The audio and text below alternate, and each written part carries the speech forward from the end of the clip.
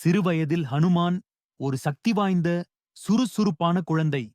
ஒரு அழகான காலை வானில் எழுந்த சூரியனை பார்த்தார்.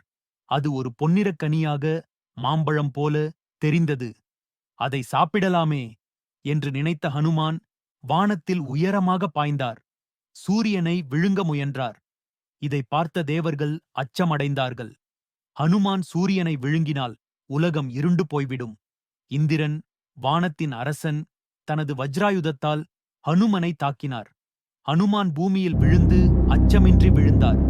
அதை பார்த்த ஹனுமனின் தந்தை வாயுதேவன் கோபமாகி உலகத்தில் காற்றையே நிறுத்தினார். எல்லா உயிர்களும் சிரமப்பட்டன. தேவர்கள் வருத்தமடைந்து ஹனுமனை உயிருடன் மீட்டார்கள். அதற்காக ஹனுமனுக்கு பல பரிசுகளை அளித்தார்கள். சக்தி, ஞானம், விமானம் போல் பறக்கும் ஆற்றல் மற்றும் அழியாத தேவி அருள்.